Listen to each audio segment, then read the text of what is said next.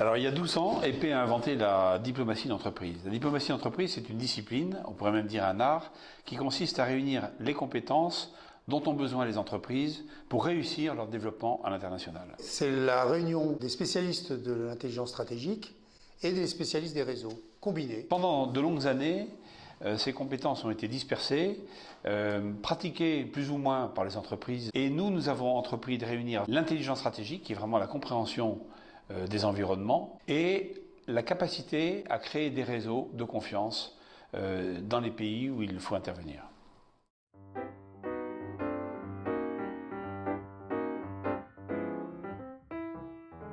Par rapport à des entreprises qui essayent d'avoir un packaging d'une offre sur étagère, je dirais, nous avons développé autour de ce concept un artisanat cousu main directement collé aux besoins de l'entreprise.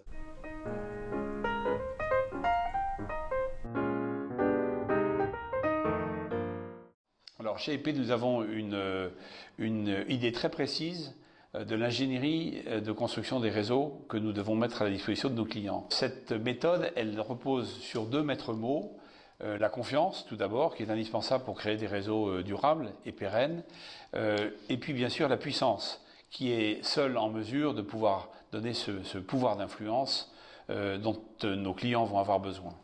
C'est pour ça que nous dépassons les réseaux traditionnels, politiques, juridiques, que tout le monde connaît, pour avoir créé nos propres réseaux, les grandes écoles, les think tanks, les anciens militaires, les réseaux de renseignement et les réseaux confessionnels.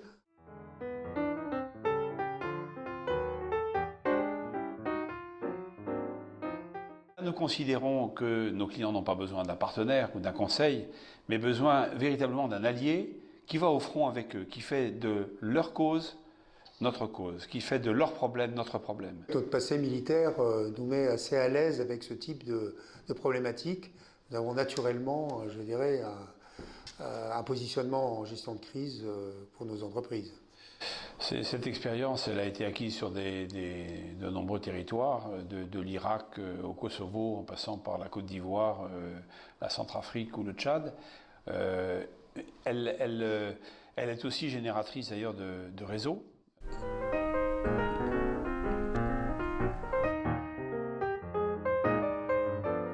On n'est pas nécessairement répandu dans le monde entier. On a donc concentré logiquement ces capacités sur les zones où nous avions un passé, on vient d'en parler, et puis on l'a étendu progressivement. C'est-à-dire l'Europe centrale, l'Europe de l'Est, la Russie.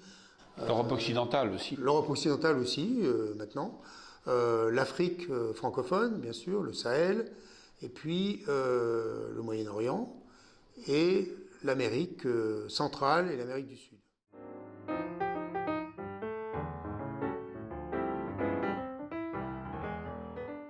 Toutes les grandes sociétés aujourd'hui ont des comités de compliance, de déontologie, d'éthique, mais nous avons d'emblée créé, il y a 12 ans, un comité d'éthique composé de personnalités indépendantes, dont les métiers, dont l'expérience professionnelle est en convergence avec les métiers d'épée. Je pense à des avocats internationaux, à des diplomates, il y a un général, il y a des politiques, journalistes, et qui nous aident et qui sont un peu notre conseil des sages.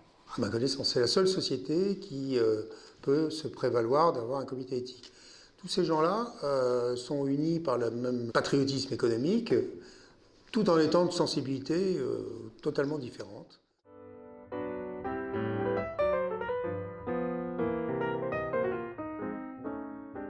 On va prendre ici un exemple qui concerne une entreprise qu'on va appeler Francia, pour des raisons de confidentialité.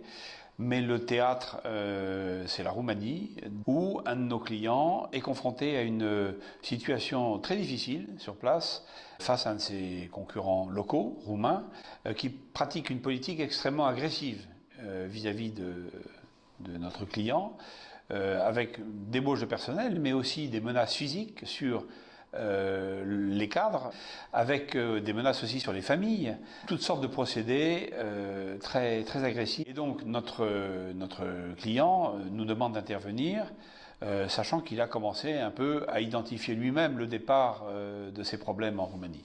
Au départ, le Francia a évidemment tenté une approche traditionnelle en utilisant ses avocats, les réseaux diplomatiques locaux, en réalisant que, en fait, derrière cette opération, il y avait un homme politique très influent. Notre client a décidé de faire appel à nos services. On a un petit peu de mal à trouver un accès privilégié, direct, personnalisé à ce personnage. Et on va le trouver finalement par un réseau inédit qui est celui de la Légion étrangère. Pourquoi ? Parce qu'un sous-officier de Légion, dont l'épouse a connu le personnage en question dans son enfance, est en mesure de nous mettre en contact direct avec lui, ce qui me permet de me retrouver dans son bureau à Bucarest. Grâce à ce lien de confiance, EP est en mesure de mettre en contact notre client et cette personne pour entamer des discussions qui finiront par être extrêmement constructives pour les deux parties. Oui, puisque finalement, la société concurrente en question sera rachetée par notre client.